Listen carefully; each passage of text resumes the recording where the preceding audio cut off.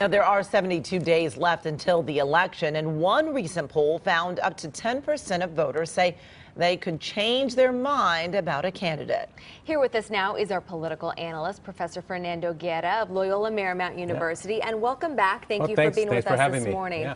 It's been an interesting week. Both candidates accusing one another essentially of being racist. Right. And we heard Donald Trump actually telling African Americans that they need to abandon the Democratic Party and jump on board his train. Why is he doing this, and is he gaining any traction with the African American vote? Well, number one, he's not gaining much traction according to the polls. Number two, why he's doing this is to really attract white moderates, because he has appeared to be too harsh, and not only has he lost the Latino and the African American vote, but a lot of moderate, including some Republicans. So he's trying to pull back a little bit on that. However, it didn't really work for two reasons. Number one, he didn't really anticipate the backlash. Obviously from the Democrats you would anticipate it, but also from minority communities, but more importantly from actually right-wing Republicans who said, no, wait a minute, we are supporting you because you're for that wall. We're supporting you for all the policies that you have. And there was actually a very strong backlash, which made him then pull back. So he started out early in the week saying, I'm going to not change the policy, but change the tone. By the end of the week, he was back to the same policy and the same tone. So in a sense, it was like a wasted week for him in terms of making progress.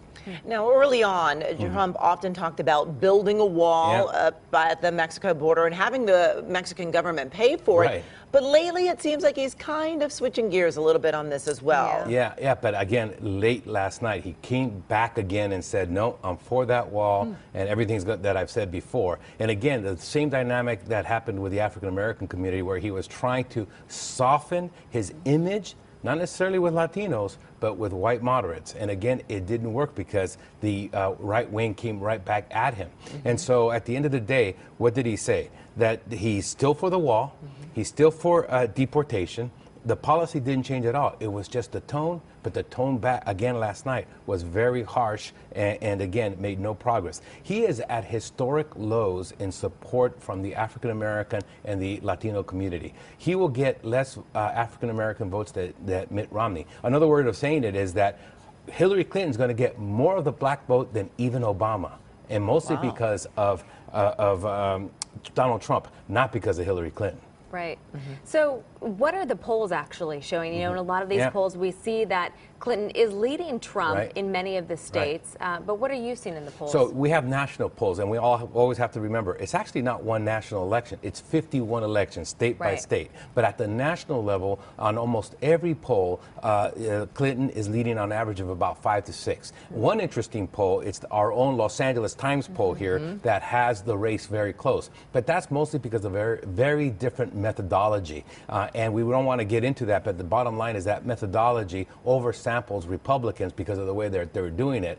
They started the poll very early, and they're going to stick to it, even though they've been really criticized by a lot of individuals about having this poll that's really an outlier. But more importantly is what's happening in the critical states like Florida, Ohio, Virginia, etc. And there, Hillary Clinton is ahead, especially in Florida and Ohio, barely in Ohio, but like Virginia, North Carolina. Even in some polls in Georgia, it's within the error margin. In South Carolina, never would have believed that. And that's, I think, troublesome for Donald Trump. He's clearly has been losing. Now, this is still early. As you mentioned, Amy, 77 days. We still have a long way to go. But the trend right now, if the election were right now, Hillary Clinton would not only win, she would win big.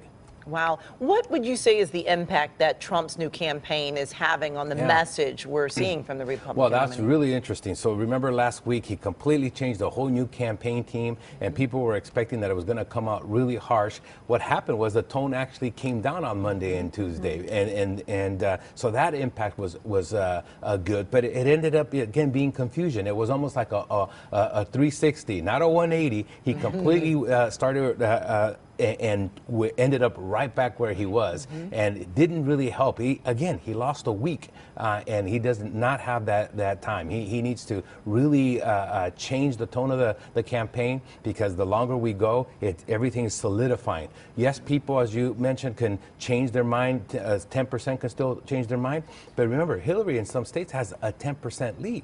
And so there's no margin of error for Donald Trump.